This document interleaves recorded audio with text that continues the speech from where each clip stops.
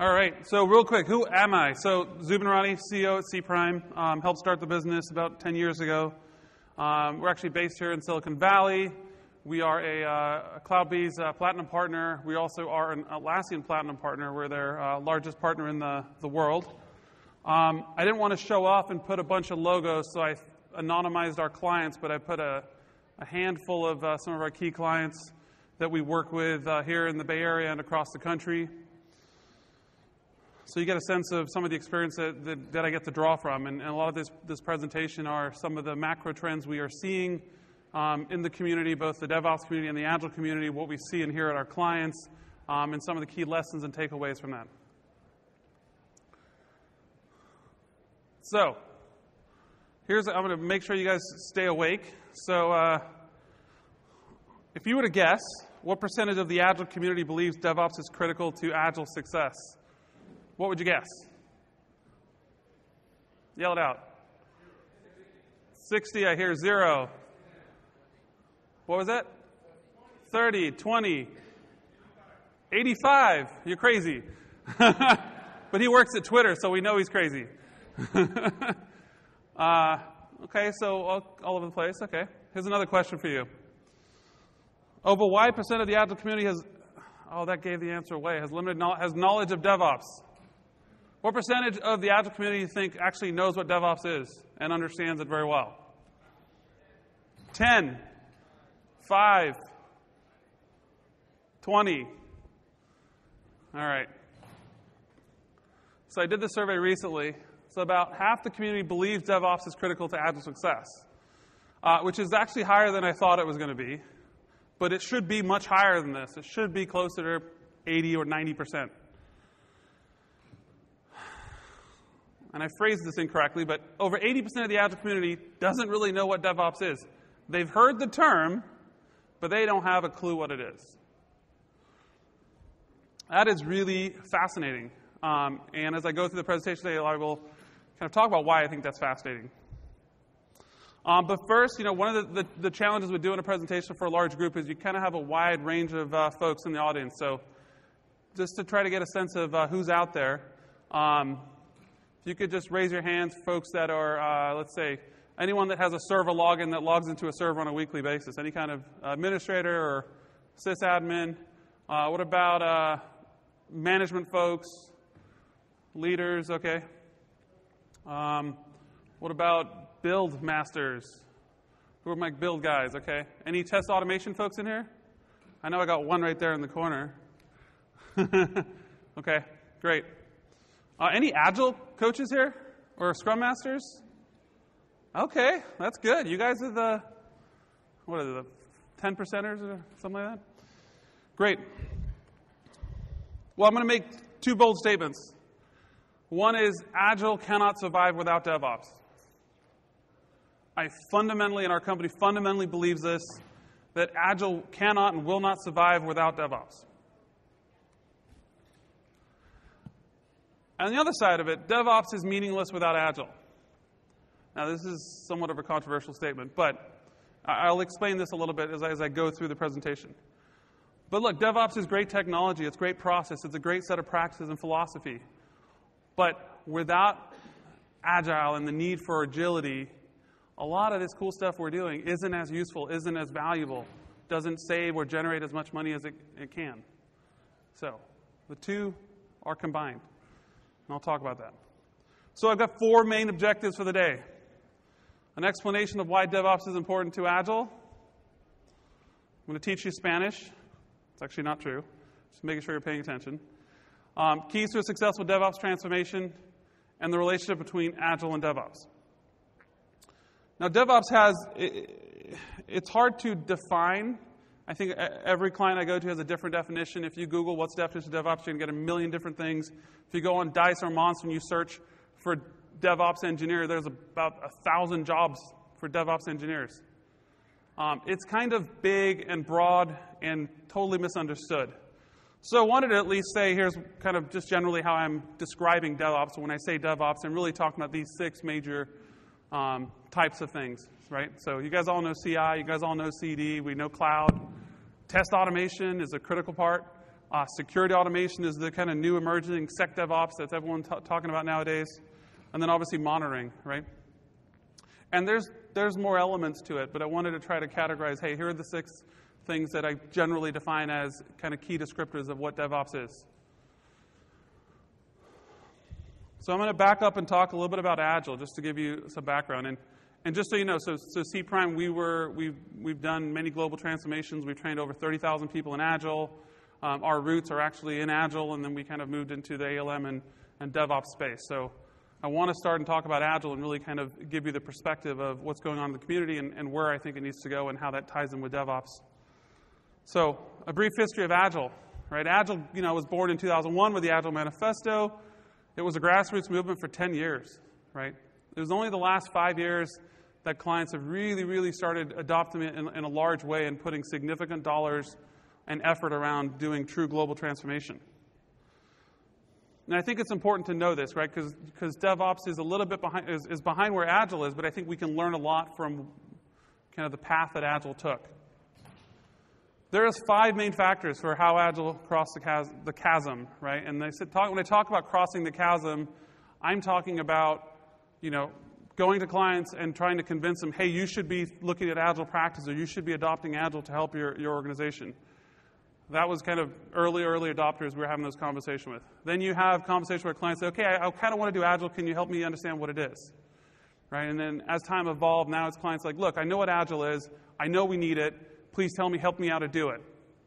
And then today is like, okay, we've been doing Agile for a couple of years, but we need really a tune-up. We're not doing it right. Can you help us improve what we're doing?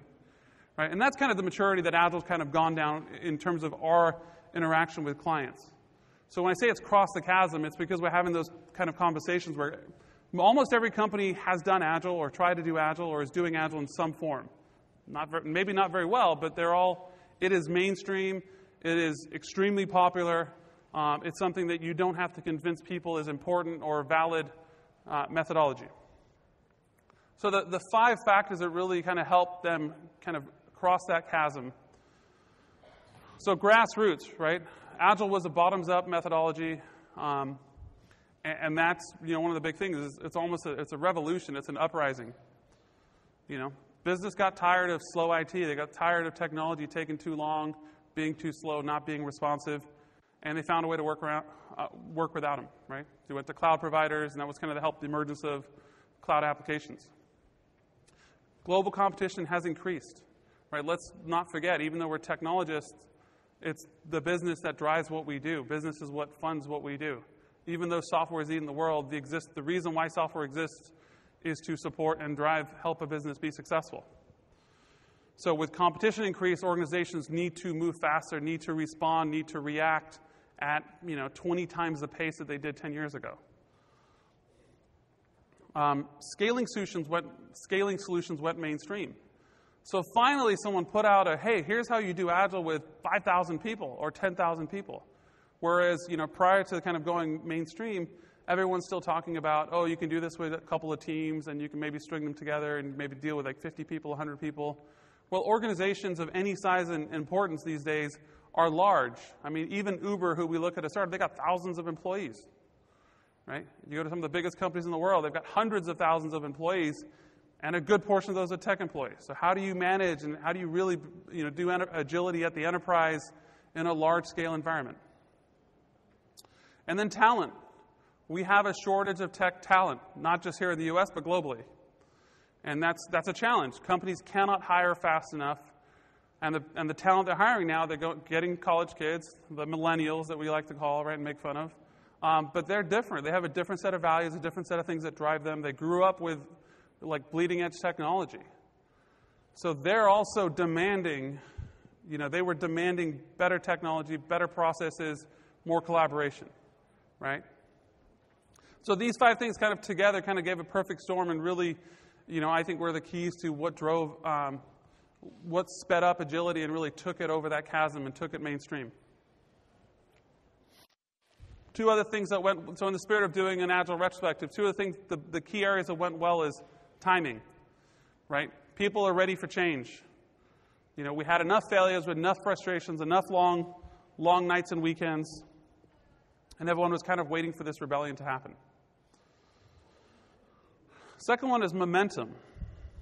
There was a coordinated movement, right, and a smart business plan around that, right? You know, everyone's heard the story. A group of guys got together in Utah in 2001 and wrote the Agile Manifesto, and essentially they basically, you know, formed a cult or formed a religion together, put out a gospel, and then went out and evangelized it. And they had a very good structure of how they would do that, right? They created this, you know, kind of certification program. It was exclusive, but, you know, they used high influence to then go promote that. And they all made a lot of money doing it. And even to this day, a lot of those founding guys are making somewhere between $500,000 to $1.5 million a year themselves, working, you know, 2 days a week. It's a pretty nice life. But they helped start the movement. And they did that because they used the power of kind of getting together, which is interesting if you think about what Sasha talked about with DevOps Express. Because if you look at the DevOps market, there's somewhat of a fragmented market of all these different products and no real kind of centralized body that's really driving and pushing the movement forward.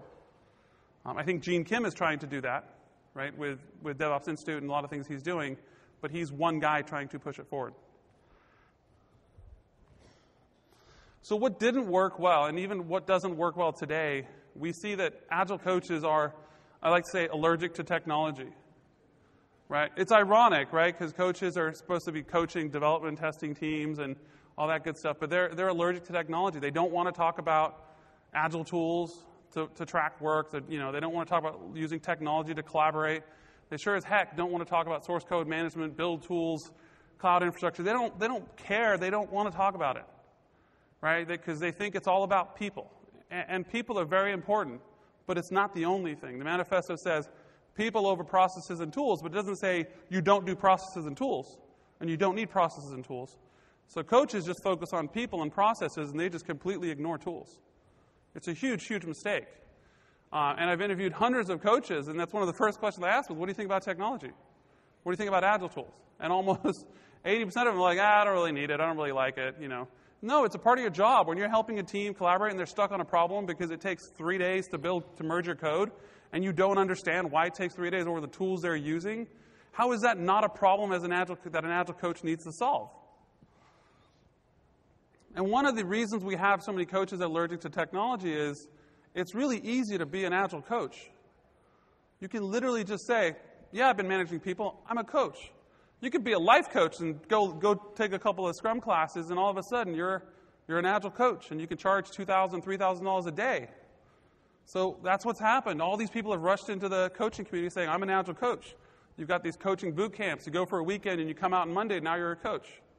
You just doubled your salary, right? So the fact we have all these people coming into the coaching community is actually part of the problem. They don't know technology. And it's really easy to talk about facilitation. It's really easy to sit in a room and say, well, look, this meeting, you could run it better if you do X, Y, and Z, right? That's easy stuff. So that's what they're naturally gravitating towards. It's much harder to get in there and say, look, we've got a technical challenge. Let's talk through how we can solve this. Let's make sure we've got the right tools. Let's optimize those workflows of those tools and automate them so we can move faster. That's a lot harder for them to do. So what's naturally happened is all the coaches that talk about process and talk about people, and they want to facilitate. And that's actually a huge, huge problem, I think, in the Agile community. And that kind of gets to the third point, which is a lot of reason why companies are struggling with Agile is it's not as sticky. Without technology, it's not as sticky. If you don't have the right tools in place to support a process, to enable the process, to facilitate the smooth workings of that process, you can't really, the process won't stick. Right? Because people just still get frustrated. It's great. Okay, now we have a better order of the work we're doing, but the way we execute this work is terrible because we're using tools built 15 years ago or tools built 10 years ago. And I'll bag on, I don't see any HP people in the room, but I'll bag on HP ALM, right? I mean, that was a great product when Mercury built it back in the early 2000s. And then when they sold it, nothing happened with it. And it's been the same crappy tool for the last 10, 15 years, and now Micro Focus is going to completely kill it off, right? But most of our clients are still using it. Why? Why are we using tools that were built 15 years ago to build technology of the future? It makes absolutely no sense. And also what's going on in the Agile community, there's a lot of fracture that's happened, right? So you had some of the original founders had a big fight, and there's some fun posts if you ever want to look them up. But you had the Scrum Alliance kind of split off, and now you've got Scrum.org, which is kind of created new labels for everything and new certifications. They've gone off and changed some things. And then you had SAFe come along, which I think did a lot of good things because it got people talking about scaling, right? But even then, it's now you've got Scrum Alliance and Scrum.org, or anti-SAFe, and you've got this whole, everyone's just fighting, right? And it's very confusing for customers. And one thing, like I go to Agile conferences every year, usually against my will. And generally, if you look at the number of sessions, last conference I was at was the Agile 2016 in Atlanta, which is the biggest conference of the year, about 3,500 to 4,000 people. And they had about 200 sessions total over like a 4-day period. And about 10 of them were around DevOps or technology-related items. It's pretty pathetic, less than 5%. They're not even talking about it. It's not even like they don't know it. They're not even trying to know this.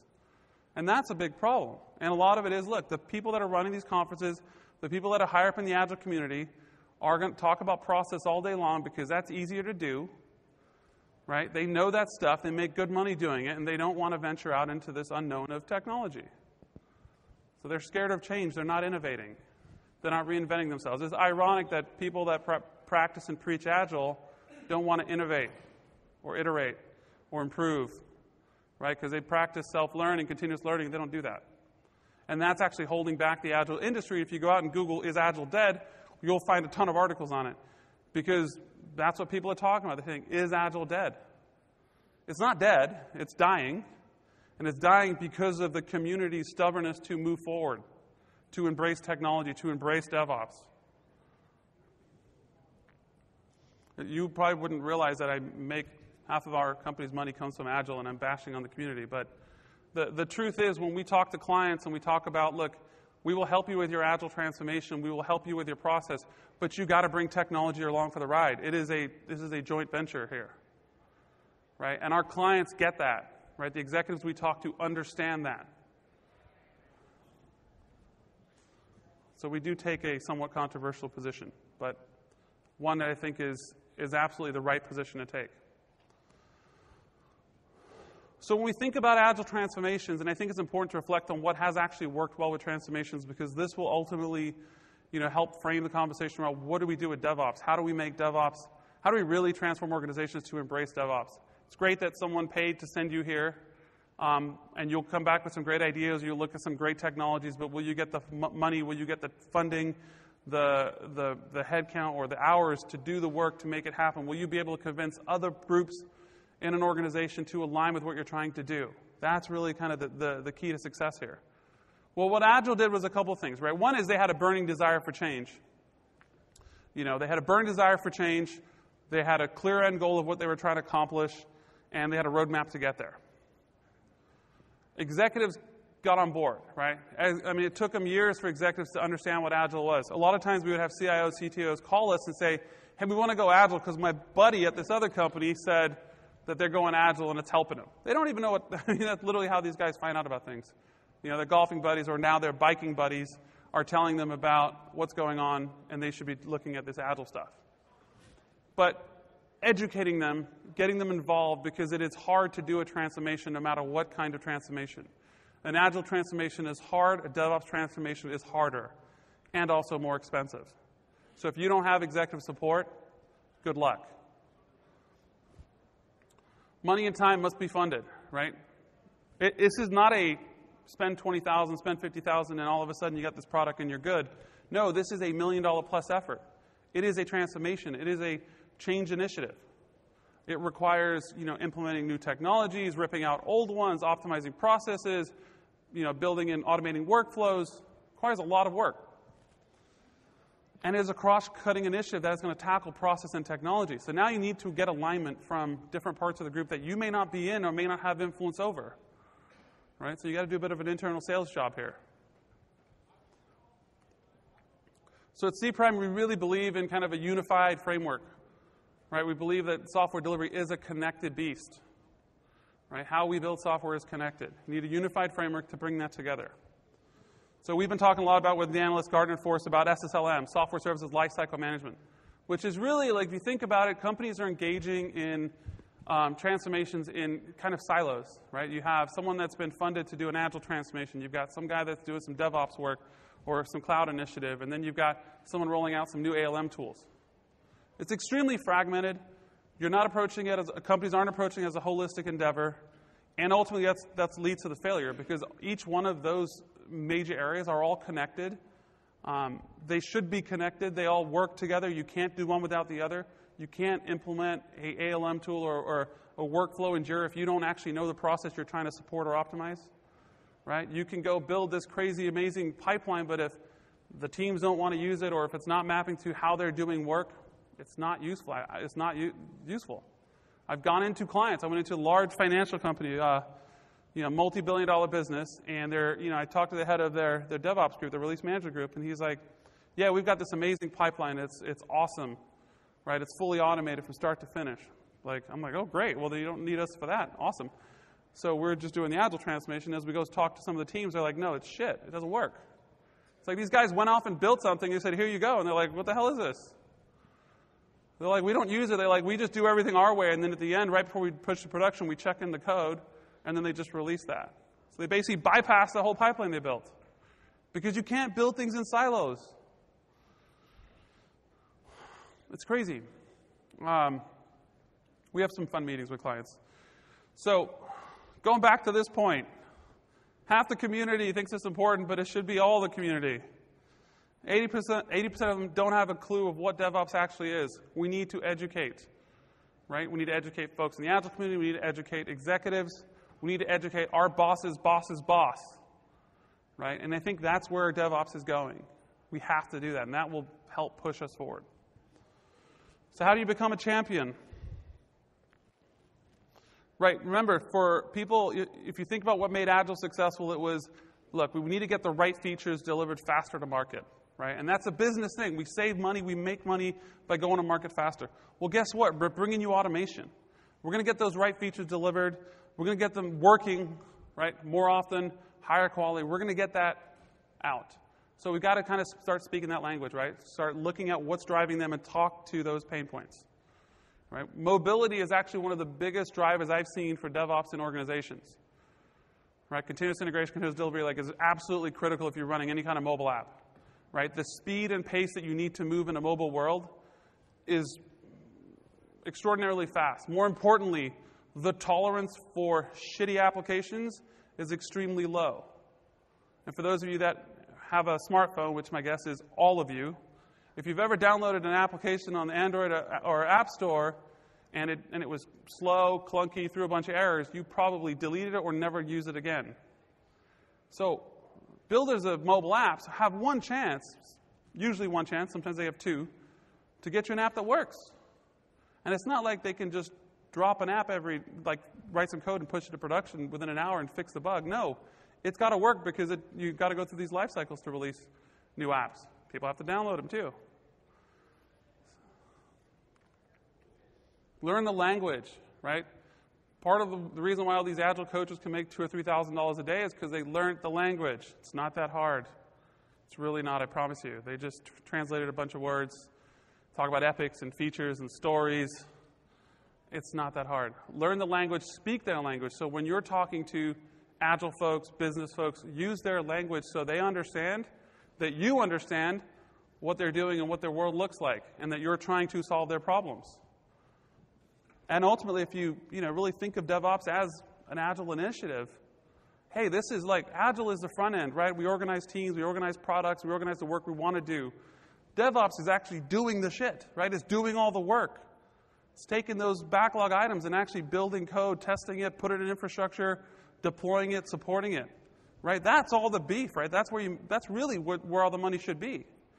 And if you actually look at all these vendor firms out here, and you think about just living in Silicon Valley, obviously, we all talk about VCs and VC money. Guess where VCs have been putting all their money? In DevOps companies. Because they know the market size for DevOps is humongous. It's absolutely ridiculous. But we got to speak Agile to convince these executives to get on board and help them understand that, look, DevOps is this second half of this whole software development lifecycle. And it's actually the most important half.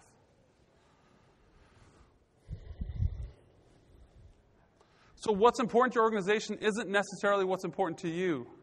As technologists, we get caught up in sexy features and sexy products. Doesn't matter.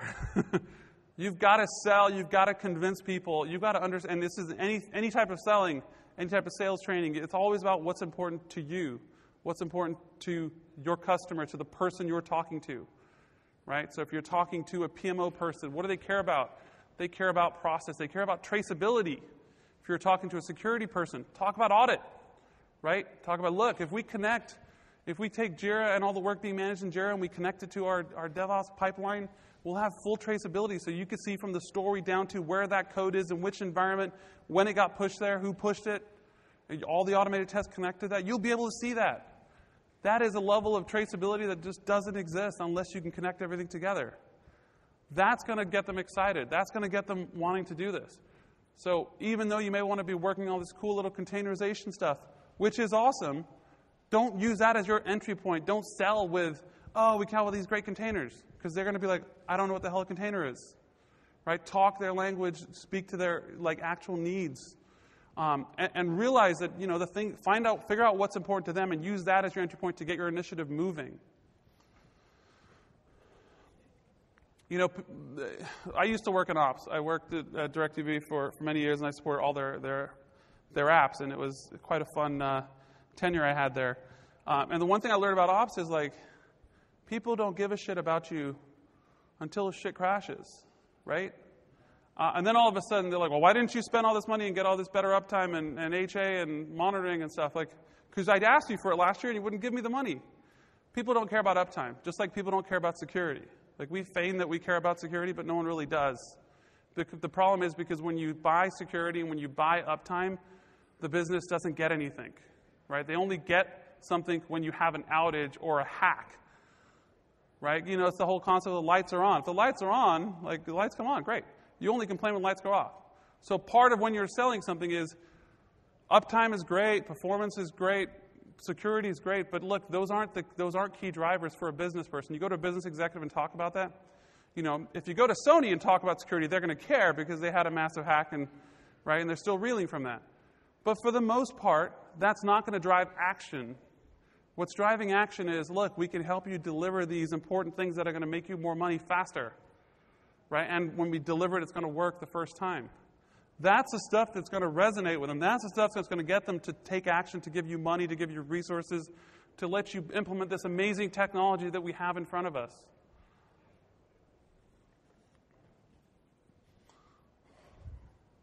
So here are my key takeaways. Go get the money you need, right? It's not something, and so important that I've made the G capital and get, but go get it.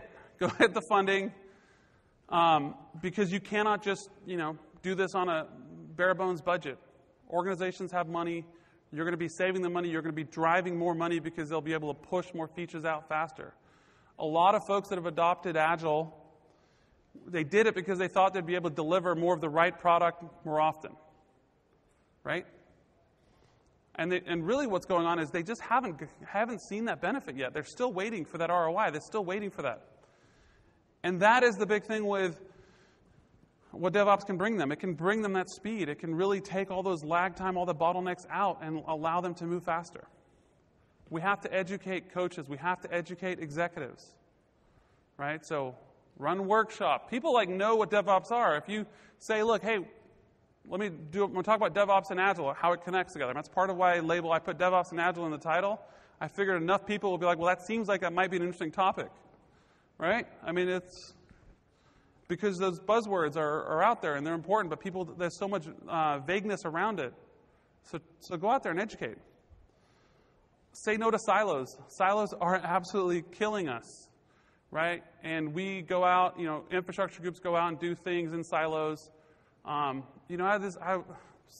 client I had, I'm working with their team on release management and automating their builds, and they're like, oh yeah, there's this separate team that's doing the cloud infrastructure. I'm like, well, what are they doing? They're like, oh, we don't know. I'm like, how the hell don't you know? You're building an internal cloud, and no one on the release or build team has a clue what's being built out there.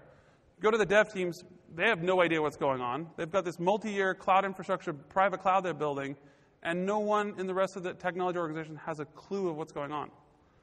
It's just mind-blowing. And no one's even bothering to even go ask them. Even after I bring up the issue, they're like, oh yeah, I don't know. You got to start breaking down the silos. This is all connected. Everything we do now is connected. Whether you like it or not, whether you like your little world, you might. To actually be successful, we have to connect our worlds together. We tell our clients, look, designate essential champion, someone that can understand the process, someone that can understand the technology. As technologists, if you can learn and understand the processes which aren't hard, you will be extremely valuable to your organization, which means you'll generally make more money and get promotions. To translate it to terms that will actually mean something, right? DevOps cuts across the whole organization. It's much harder for a process person to understand the technology. As tech people, you have the advantage of being able to understand the process. Process and tech are absolutely critical together. That's why they're friends in this slide. So, predictions. Here's what's going on, right? Convergence is absolute certainty. Agile and DevOps are going to converge, without a doubt. Whether people like it or not, and people will resist, but it can only resist so much. As an Agile company, we built a DevOps practice a couple years back. I'm starting to hear about a couple other Agile companies starting to do that or thinking about doing that. That's good, right? It's more competition for me, but it's good for the industry because it's absolutely the right thing that we need. Process and technology need to go together. DevOps will be twice as big. It's actually going to be much bigger than Agile. The money in DevOps, the size of DevOps, you just think about infrastructure, the test automation, everything about DevOps is just going to be bigger. We're probably 3 or 4 years behind where Agile is, maybe even more, where Agile is from a maturity of adoption. And even just with the size of this conference going from, say, 600 to 1,500 in last year, is very telling, right? Because we're going to Agile conferences that are more mature and are more mainstream, and there's only 3,000 people at those conferences, right? DevOps is bigger, and that's where VCs have been putting all the money in DevOps because they know it's bigger.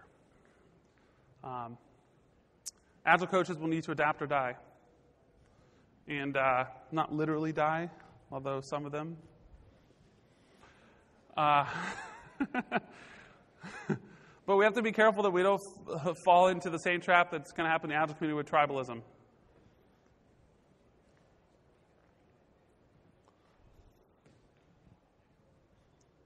We've got 10 minutes for Q&A, so if you guys have any questions, happy to take them.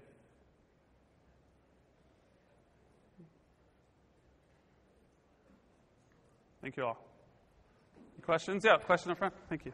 Oh, yeah, you can clap. Thanks.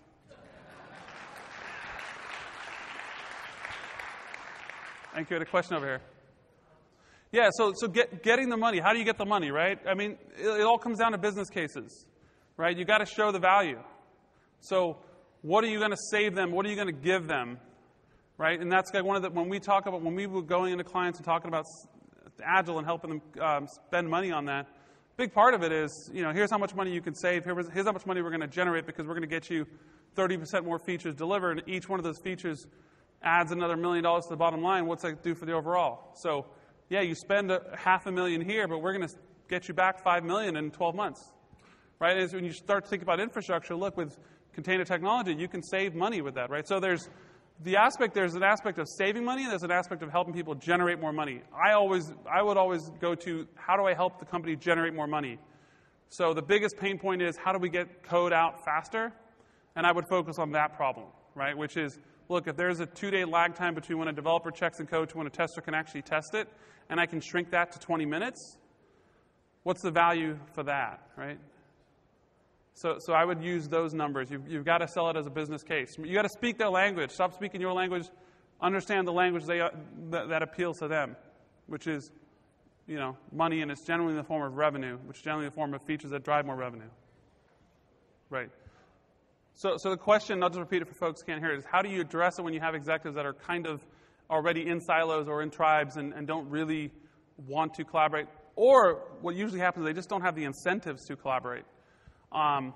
That's tough, right? Because that is, ultimately I look at the leader of the company as it's his fault or her fault that your leaders aren't working together and aren't collaborating. I can tell you that the CEO generally wants his directs or her directs to collaborate and work together. What typically happens, the way to kind of work around that is build partners in the other groups. right? So just if you're an ops, go make friends with the guy in dev that's your peer, go make friends with the guy in test, and together you guys can do this, right? Middle management has more power than they think they have, right? I was doing DevOps like 10 years ago before it even existed because I was like, look, I'm tired of this shit crashing and you guys throwing code at a wall. Let's sit down and work together on how you guys actually build and deploy this stuff. And then the dev guys were like, sure, let's work on that. And we kept our bosses out of it because they hated each other, right? And their bonuses are different, right? A development VP's bonus is based on completing projects and pushing out features as fast as possible. An ops guy's bonus is based on uptime, right? Or some obscure metric around, stability. And so they've got totally different goals. And that's actually one of the root causes of a lot of the challenges we have. And even in Agile transformations, we run into that challenge all the time. The nice thing is one of the we do an executive briefing for every transformation. We're sitting in front of every C-level exec, including the CEO, telling them, you have to change the way you compensate and the goals you give to your leaders. Because they need to have a common goal, which is we need to build better software faster together. Right? And that's how you bonus people, then you'll get the right behavior. I'm a big believer in incentives drive behavior, and that's a big part of the problem. Yeah, so the question is, will DevOps drive some of the lean or agile concepts? I think so. I think there's already kind of a movement towards lean agile. A lot of people are kind of, pushing Scrum aside and really focusing more on Kanban. Look, I think DevOps is going to just drive, it's going to take agility to a whole nother level. I mean, organizations, the value they've gotten from agility is there. I mean, it's valid. They've got some improvements. But I think DevOps is going to bring 2 to 3 times more improvements than they've already recognized. Any other questions? No more questions? Okay. Well, we're at the booth. cPrime's right there in the middle of the thing. Come visit us. Talk to us. Drop us a line. I'd love to hear how things are going. Thank you all for coming.